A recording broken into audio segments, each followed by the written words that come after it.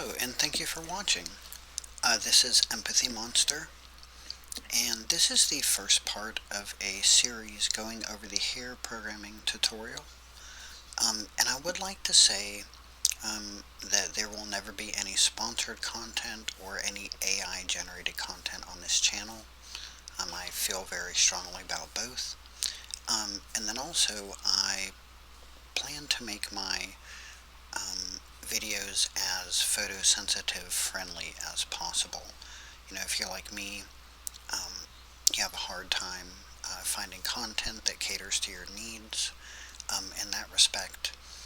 So that is another goal of mine with this channel. Now, this first video is going to cover the installation. Now, I did a video previously installing Hare on the Raspberry Pi, but the audio was not that good, so I apologize for that. And then also I want to pull from the latest stable release.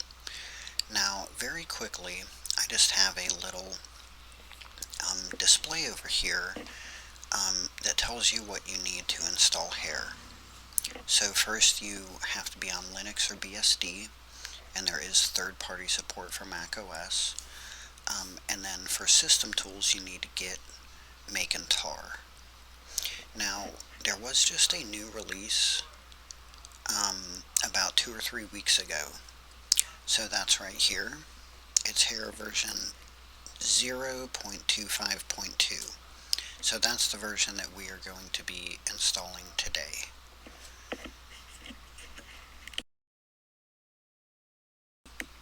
Now, to get started, first you need to come to the website harelang.org, and I will leave a link in the description.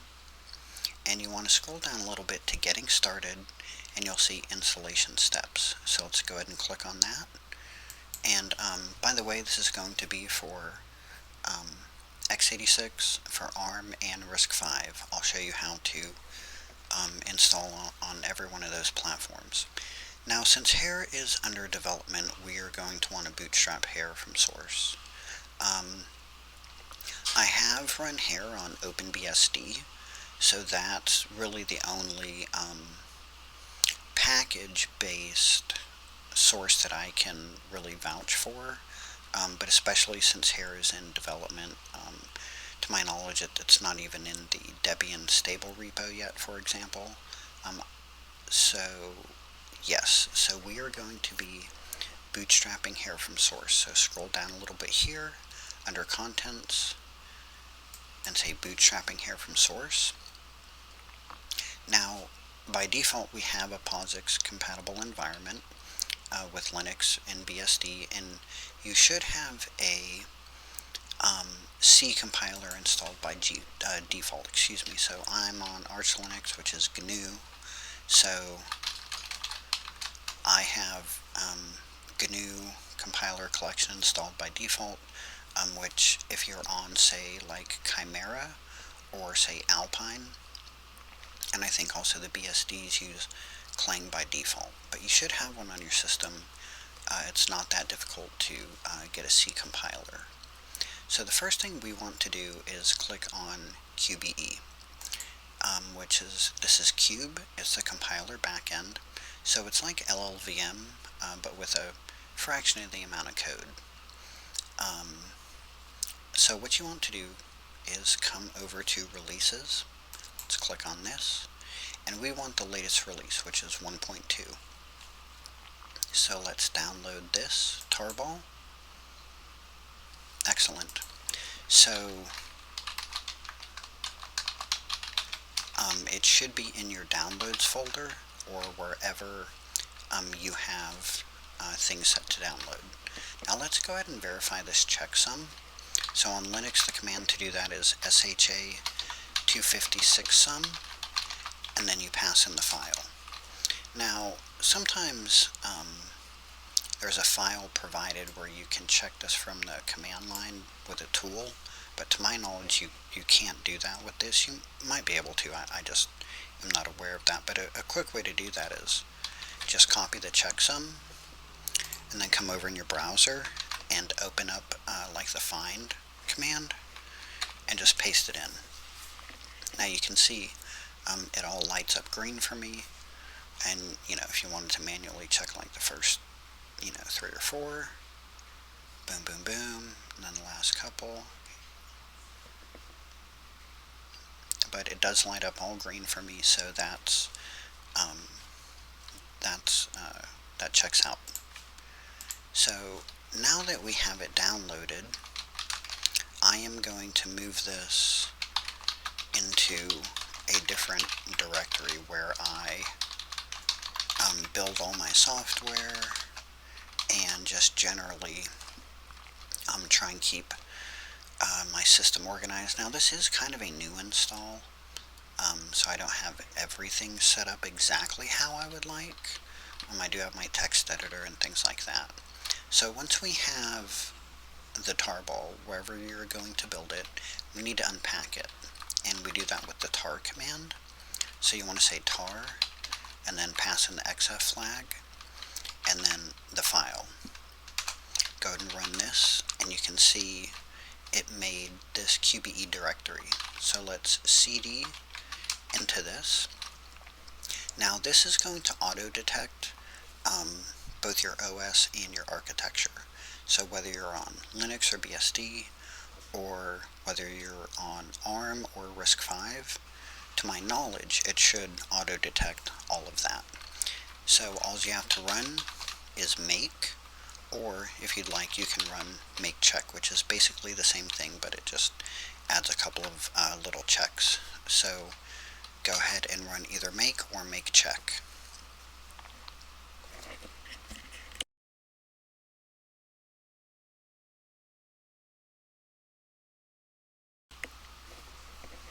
Okay, I was waiting just a little bit because my GPU is not that powerful. It's built in. I have an Intel, so I'm just trying to give things a little extra time so there's no lag.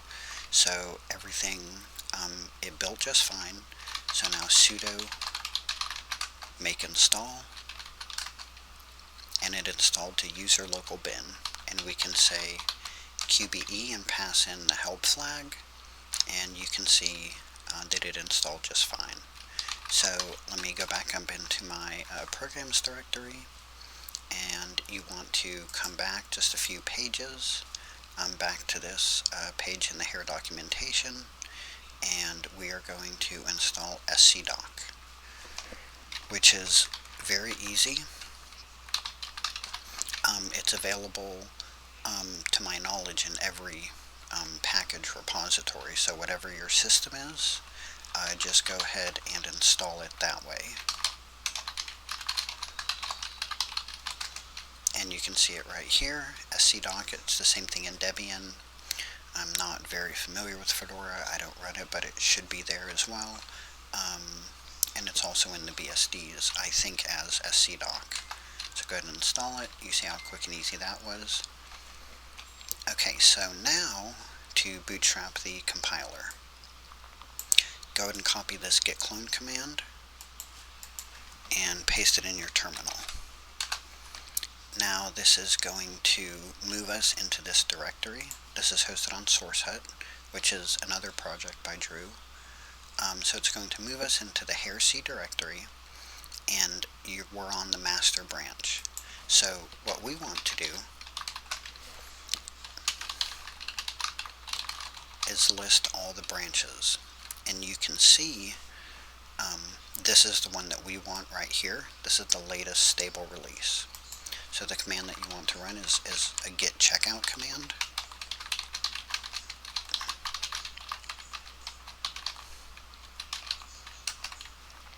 And you can see it detached us, and we are on version 0.25.2. So let's scroll down just a little bit, and it has the next bit of info that we need to do. Let me clear my screen. Now what we want to do is copy this file, this MK file, into this Hare C directory. So let's go ahead and just take a peek into this configs directory. Now you can see whether you're on FreeBSD, Linux, NetBSD, or OpenBSD. What you want to do, you want to say copy, the copy command, and then you want to put in whatever your file is, and then we want to copy it into the directory above as oh goodness, as config.mk. Now let's cd up one directory, and I'm going to show you how to edit this in case you're installing this on ARM or RISC-V. Let's list the files, and you can see the file right here. It's config.mk. Now if you're on x86-64, there's nothing you have to do. I'll be really quick showing how to do this. In your text editor, just open this file, and you want to edit this line right here. It's your architecture. If you're on ARM, it's AArch64. And if you're on RISC-V, it's RISC-V 64. Just like that. So let me go ahead and switch this back. x86 64. Okay, now once you have your architecture put in, you can see the next thing we do is run make, or optionally we can run make check. So I'm going to run make check.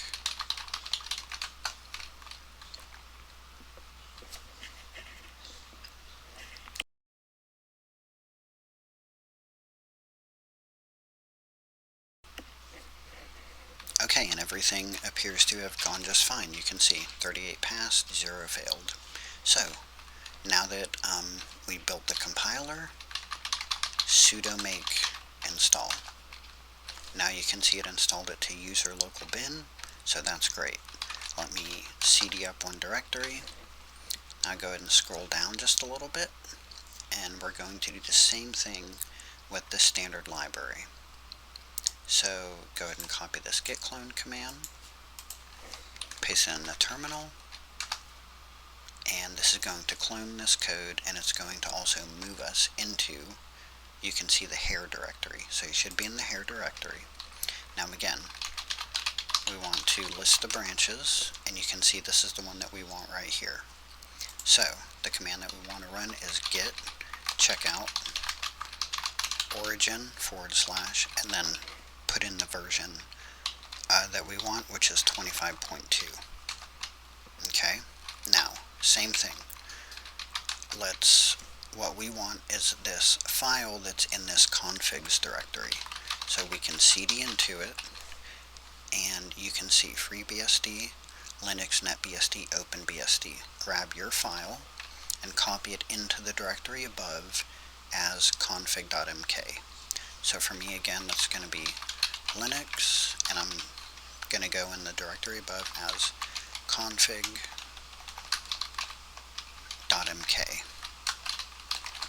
cd back up, list the file, and you see it's right here.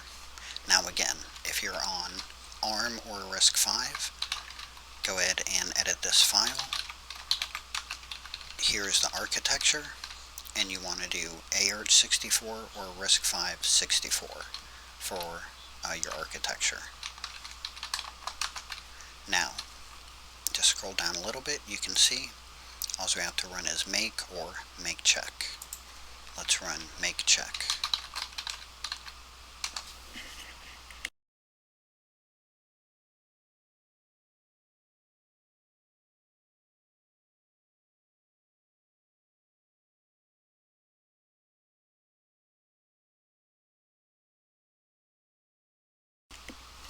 Okay, and everything appears to be good.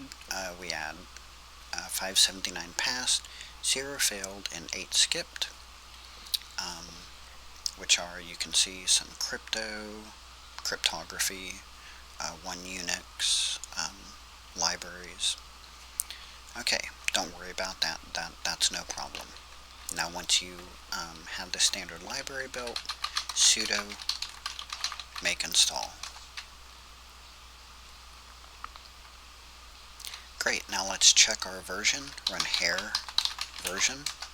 Now you should have Hare 0.25.2. Now very quickly, let me say Hare help. Okay, so now you can see if you pass in the help flag, it'll show you the subcommands. So Hare is installed. What I'm going to do is cd into my code directory real quick, and I am going to just run a little hello world program to test and make sure everything is working just fine. The toolchain, as you see, I have a little Hare program in here already. This is just the hello world example. You can run the example from the main page here, or you can say tutorials, and this is what we are going to be doing in this series. We're going to cover this general language introduction, but we just want to make sure that our installation is good. I'm going to go over all these commands and everything in the next video.